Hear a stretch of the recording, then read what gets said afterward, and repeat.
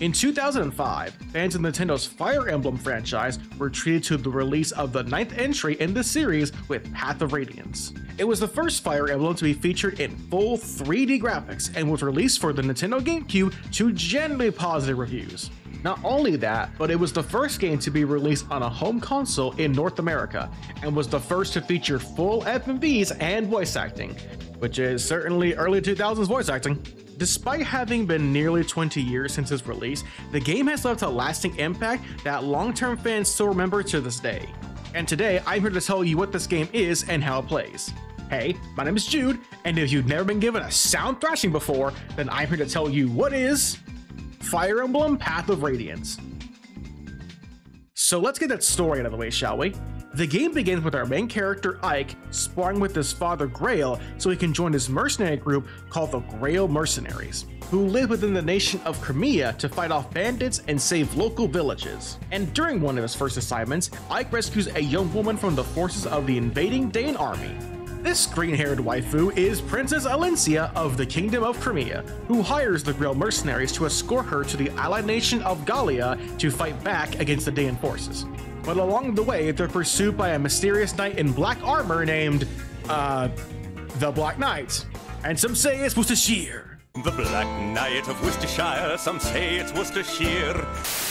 And thus begins a long journey of Ike and the Grail Mercenaries traveling across the continent of Tellius to take back the Kingdom of Crimea and overcome racial conflicts involving several tribes of changelings, all in order to confront Dain, led by not only the Black Knight, but also the Mad King Ashnard. The game does a great job of intriguing you in where it's going with likable characters who grow over the course of the story, like Ike and Elincia. They both lose people very close to them, and that loss forces them to mature at a young age and take on leadership roles to protect those closest to them. And as you fight battles, you learn more about several characters who are part of your army, such as Soren, a mage who accompanies Ike as his advisor, and Titania, a former knight of Crimea who joins the Grail Mercenaries due to her long-lasting friendship with Ike's father. And the narrative also takes him to several different nations, such as Benion, a theocratic kingdom that ends up supplying Elincia with an army to fight off Dain, while also resolving long-standing conflicts between the kingdom of Benion and the Lagoos that led to a massacre of the Serenus Forest. So there's a ton of lore to learn about within the continent of Tellius. That being said, there are a handful of characters whom you'll briefly meet that don't contribute much to the overall narrative. And that's because their stories are given focus within the sequel game, Radiant Dawn, such as Sephiron, Lacan, and Soth.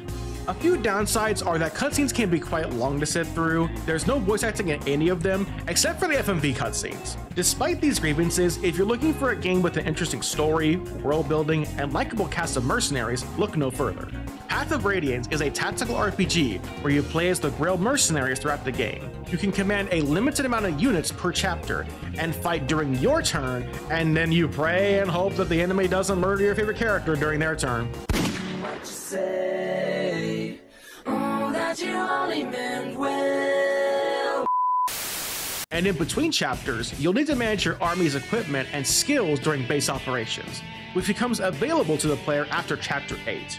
You can manage your inventory by trading items to other units, or you can hand them over to the convoy if you want. You also have the Merchant's Caravan where you can buy or sell weapons and items. But you can also craft armaments via the Forge over here, where you can change the name of a weapon and the color of said weapon. At the base camp, you can examine base conversations via the info menu option, which can give you hints about the upcoming chapter or even recruit new units into your army. The Manage option allows you to award bonus experience to a unit of your choosing, which is great for getting a lower level unit caught up outside of combat. Starting with Chapter 8, Soren will act as your advisor and will give you a list of details, like how much money you spent and earned, who performed the best in the last battle, if you recruited anyone new, if someone died in battle, and how much bonus experience you earned from the last encounter. Now, the requirements for how to get bonus experience is never told to the player, so be sure to have a guide on hand to see what chapters give you bonus experience for your army. You can also view support conversations at the base, where you can learn more about the units in your army. and you unlock these supports by having 2 units deployed in the same chapter. This can help in battles since supports do offer affinities like slightly extra attack and defense for a unit. There are well over 46 playable units that you can recruit into your band of merry mercenaries, and once they earn enough experience, they can level up and gain stat bonuses to improve their overall effectiveness. Each character has what's known as stat growths, which is a percentage that randomly chooses what bonuses will increase when leveled up. All characters have different growth rates, like how Ike has a high rate in strength level ups versus Mist, who has a very low rate in strength departments. Now, how are you supposed to know what the growth rates are? Google it. No, seriously, just Google it. These games infamously never tell you what character growth rates are, so, like I said, just Google it. Another important thing to know is that you can shove allies and enemies during battle. This can be used to help a unit with low movement get around the map much faster than normal, and is vital if you want to recruit someone like Astrid in chapter 13. Because unless you shove Ike all the way near Astrid, she will die in the first turn. You can also rescue allies in case they get too low on HP, keeping them safe from all attacks until you drop them, at the cost of your unit having lower speed and skill. During chapters, you can find green colored units that may help you out in the heat of battle, and these are called allied units.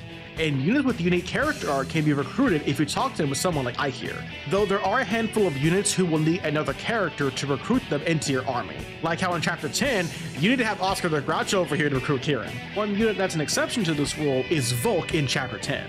Volk must be hired in order to join your endeavor, and he will charge 50 gold per lock he picks. But since money is abundant in this game, you won't have to worry about running out of cash for him. There are also instances where you talk to a character in one chapter and then they'll join your army in a later chapter, like Marcia the Pegasus Knight. However, there are a few units that you'll need a guide on how to recruit certain units since the game doesn't give enough information, such as Stefan in chapter 15, where you need to bring in Lagoo to this random spot on the map and are given no hints on where to find it. And certain enemy units can be recruited if you bring the right unit along, like having a Lagoo talk to Zahark in chapter 11, or how you need to have Jill to get Har to join you in chapter 23.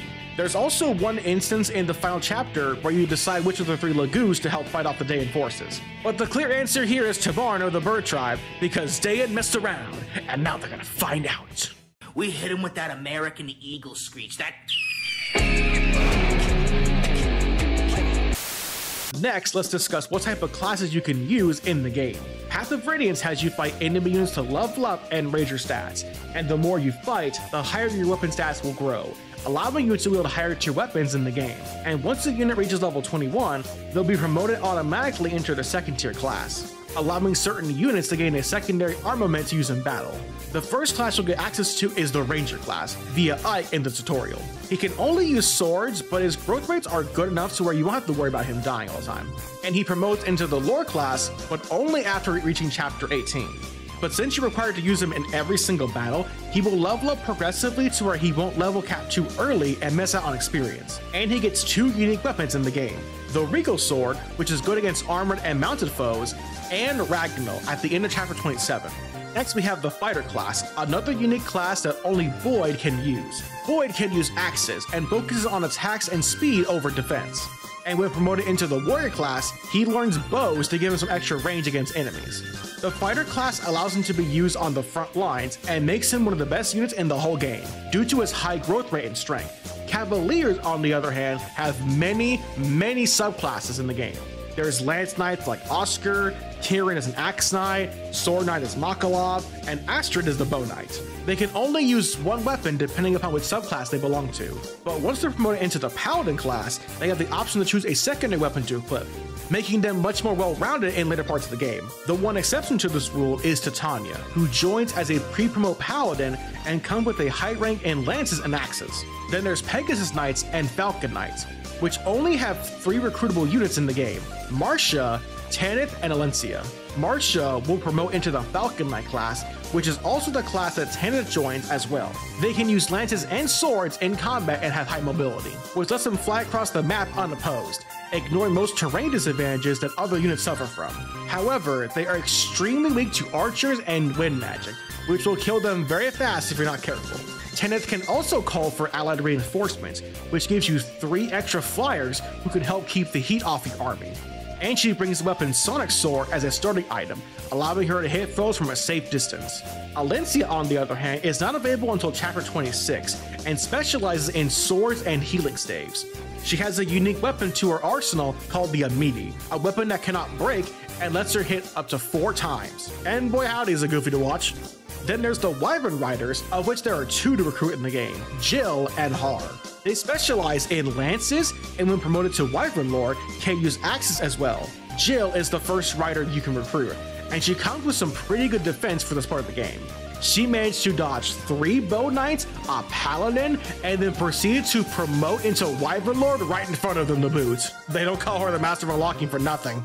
Then there's the Mages, and this game hates them with a fiery passion. They have terrible defense and have to level up 3 different spells of Fire, Wind, and Thunder. So you're better off picking one element over the other for each one. Though the game does try to make up for this by giving them far-hitting spells like Bolting and Blizzard to balance it out. But man, that low defense makes it really hard to justify bringing them along. Next up, there's 2 clerics in the game, Mist and Reese. And as soon as you get the Master Seal, promote these 2 immediately. They take forever to level up and will get one shot really fast if you leave them defend for themselves, which happens a lot in this game. Mist promotes into the Valkyrie class, giving her far better movement on horseback, as well as access to swords. Unfortunately, due to her low strength and defense growth, she is best used as a ranged healer. Meanwhile, Reese is the only cleric in the game who can promote into the Bishop class, meaning he's the only one who can use the light spells. Another thing in Reese's favor is that you've had him for a bit longer than Ike's sister in the early game, so he ends up being the better of the 2 healers overall. The Soldier class has 2 units as well, Nephany and Devdin, and both use lances exclusively. Devdin is good in his own right since he joins as a promoted halberdier. Nephany, on the other hand, can become one of the most broken units in the whole game. While she may join with unimpressive stats, she has good growth rates and can be given skills like Vantage, which can turn her into an absolute crit machine. So when you take into account that she comes with the Raft skill, prepare thyself, enemies, for thy end is near. My end is now. Prepare myself. Next up, you've got your archers. They suck. Not. The 2 archers, Shannon and Rolf, can only attack from afar with bows, but Shannon will excel in the early chapters, and he starts out as a pre-promote sniper, making him essential in the early game with his high damage and high crit rate. Unfortunately, he leaves after chapter 8, and you're left with the baby boy Rolf over here. Now, it's well known that Rolf is considered one of the worst units in the game, which I strongly disagree on. If you spend the time to level him up, he can dish out some insane damage from afar, and because he uses bows for longer than anyone else in the army, he'll have the ability to use the Brave Bow sooner than most of your units. Then there's the Thief class, of which there are Bulk and Soth. They can use knife weapons to slash away at foes, but their best talent is opening up doors and chests. They also have high dodge rates and are not meant to be on the front lines due to their low defense and strength. Of the 2 thieves in the game, Volk is far superior than Soth, since he's recruitable much earlier in the game than the latter is. Not to mention, Volk promotes into the Assassin class after chapter 19. Soth, on the other hand, is stuck being a thief class even after reaching level 20. So the only appeal for maxing out Soth is so that he can perform better in the next game, Radiant Dawn. The Lagoos are a Tellius exclusive class that function very differently than any other in the game. They have a meter that, when reaching level 20, will allow them to transform into the animal forms. And Lagoos should be in beast mode as much as possible, because they're useless in human form and have slower movement to boot. While in beast mode, baby, their stats and movement will increase tenfold, dishing out some good damage at lightning fast speeds. One of the most noteworthy of the Lagoos is Rayson, a heron of the bird tribe who acts as the dancer of the game. He can cast Chant to give a unit an extra turn during battle, but on top of that, when he transforms into bird mode, he can give up to 4 units an extra turn who are adjacent to him. The only downside is that he has no attack strength and will die very quickly unless you give him a guard item to protect him, but being able to grant units a second turn makes him a vital Lagoo to have in your army. And then there's Largo, the only berserker in the game who can only be recruited if you have Khalil in your party, and has one of the goofiest crit animations in the whole game.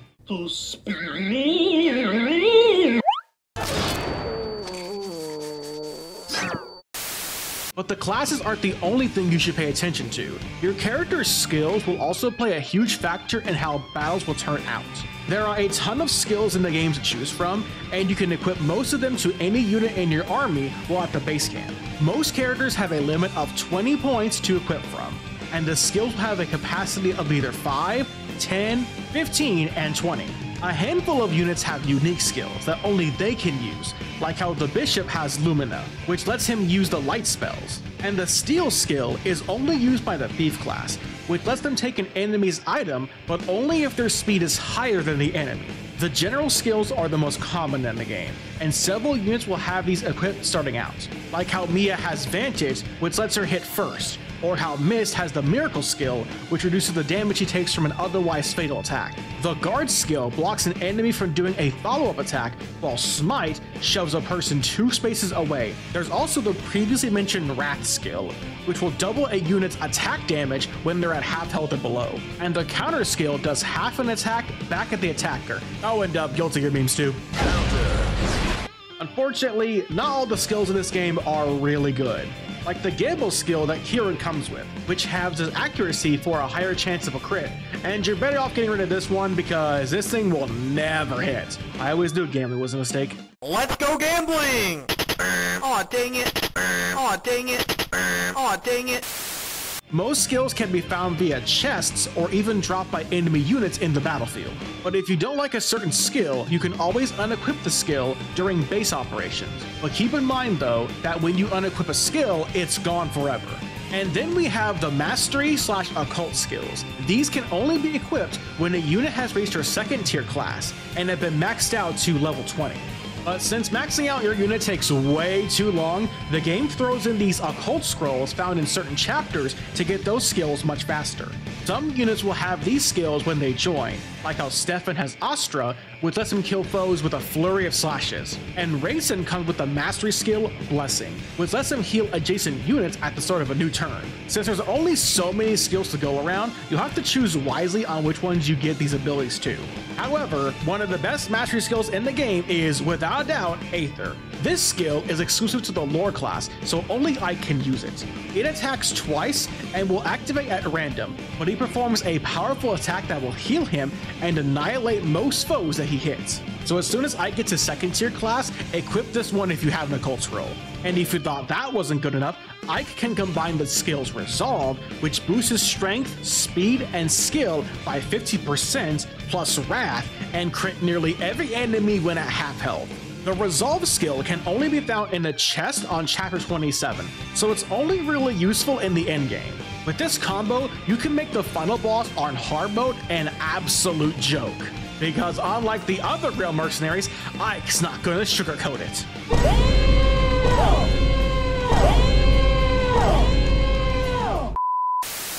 Path of Radiance also features a huge variety of weapons to use during battles. There's swords, lances, axes, bows, magic spells, staves, and Lagoo only weapons. And the weapon triangle is present in this game too, meaning swords beat axes, axes beat lances, and lances beat swords. Your character can upgrade the weapon level to wield better armaments in the game. The ranks go from E to S, and using a weapon too much will cause it to break. Each armament also has a weight to it, which will affect the unit's speed if their strength stat is lower than the weapon they wield, which means that it'll be harder for your units to be able to double other enemies. You've got your standard Fire Emblem weapons like the iron, steel, silver, and brave weapons. You can find iron and steel weapons pretty easily in the store, but the silver weapons are much rarer in the shop, so you better watch out for those and buy them when you can. And brave weapons cannot be bought in the store at all, so as soon as you find one on the map, you better save it for an emergency. And you also have some Tellius-only ones, like the Lagoo Slayers, which are also very rare in the game, and are best saved for maps where there's a ton of Lagoo enemies to use on. Not only that, but fire spells are also great for bringing down cats as well. And thunder spells are good against the later dragon enemies, while wind magic is great for any and all flyers. There are also spells that can hit foes from long range, like the bolting, blizzard, and meteor spells. These can let you one-turn certain maps if the mage's magic stat is high enough. Unfortunately, they can only be used 5 times till the weapon breaks, and your mage will be exposed to a hit if an enemy gets too close. Staves have a huge variety of options to heal with. There's the typical FE staves like heal and mend, and even the recover stave to bring them to full HP. And then there's ones like sleep, which prevents an opponent from doing basically anything, making him a free hit in battle. Near the end of the game, you can also find the staff hammer to fully repair a weapon's durability at the base conversation of chapter 23.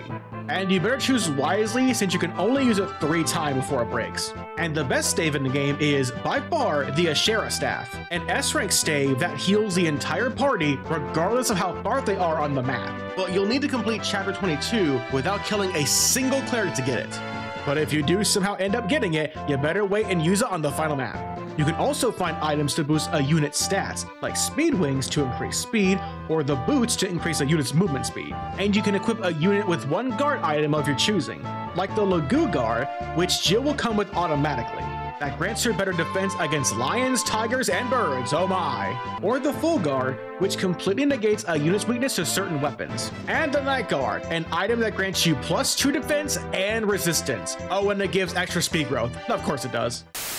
And then we have the maps. There are well over 30 maps in the game to play through, and you command around 10 to 12 units per map to go out and defeat foes in order to win the day. And during battle preparation, you can view the requirements to beat the chapter via the conditions option over here. Most maps will have you defeat all the enemies, take out a boss of the chapter, seize the throne with Ike, and others will require you to survive a few turns while defending the area.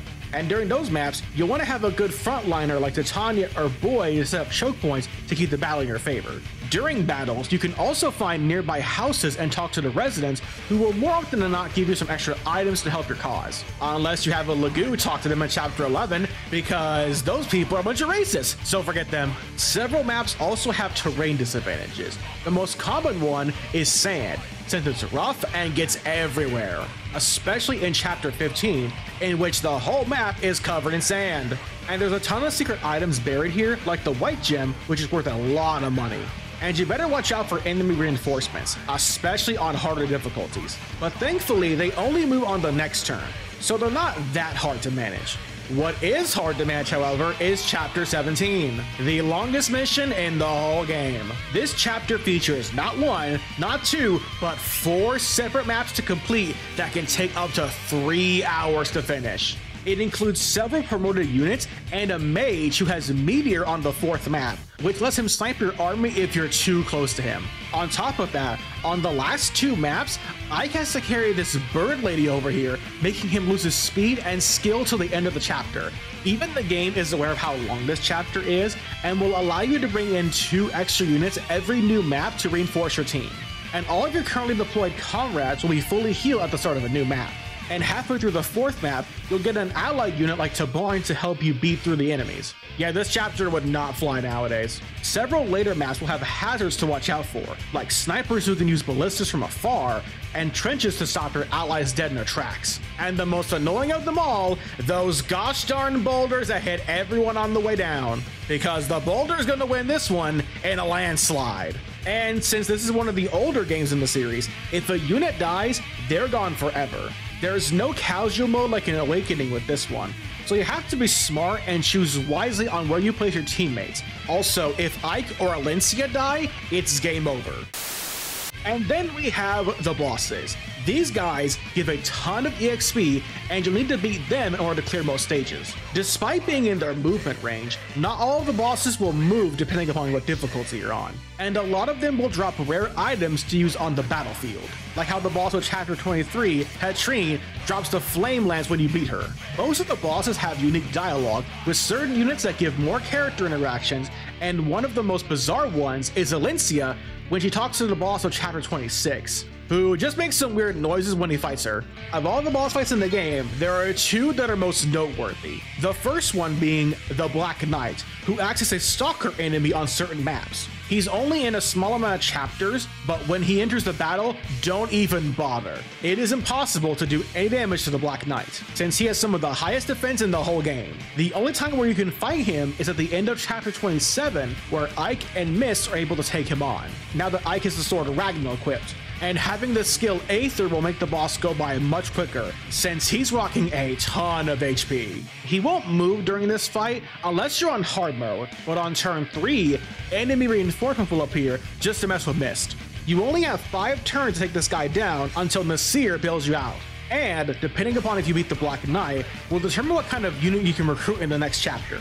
And finally, the final boss, Ashnard, can only be damaged via Ike or one of the 3 Lagoon leaders you bring along. Just like the Black Knight, it's best to use Ragnar on Ashnard, because an infinite weapon will always be better than one that breaks. He doesn't move on the normal difficulty, but on hard mode, he uses the Fire Emblem to go cuckoo for Cocoa Puffs and gains a second health bar to boot. He also has a lot of health and, oh, he flies now. Of course he does. Surprisingly, he also has a lot of unique dialogue with certain units, even though they can't even hurt him. Like Princess Elincia, who makes a big old speech about how he's gonna get a sound thrashing for killing your father. Too bad reality comes crashing down on her. My name is Princess Elincia of Crimea. You killed my father. Prepare for a sound thrashing. Oh no! Pick a god and pray. Okay, so let's go over some tips and fun facts about the game, shall we? After beating the game once, you'll unlock the extra menu, where you can view character art, cutscenes, background music, and even play on the trial maps. These maps use your in-game save file and fight on bonus maps, and let you play as characters not playable in the main game, like Oliver, Patrine, Bryce, and even Ashnard himself. Unfortunately, you have to beat the game over 15 times to unlock all the trial map characters. Yeah, good luck with that one. The game changes quite a lot when playing on hard mode. Aside from the previously mentioned final boss, you have a few Fog of War maps which will limit your visibility unless you use torches to light up the area. Another event that only happens on the hard mode is in chapter 20. If you bring Jill to this map and don't have an ace support with Mist, she will turn hostile if she speaks to her father.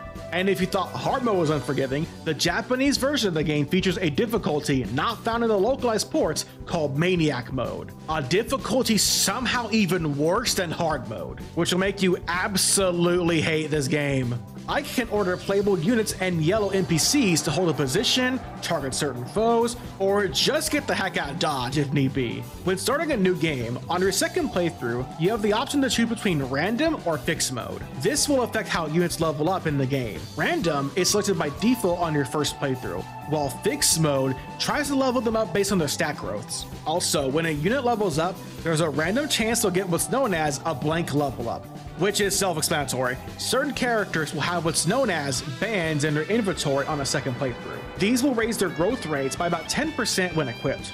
In Chapter 18, if you don't let Rayson join your army, you will instead be given the Renewal Scroll. But you also lose out on recruiting 2 Lagu units, Janeth and Ulki, so it's not really worth it. Especially since in the next battle, Chapter 19, you need to have Janeth or Ulki talk to the boss Nacella, so that he'll speak to Rayson and have the remaining Ravens on the map leave with him. And you're better off doing this anyway, since Nacella can take out most of your units in the heartbeat.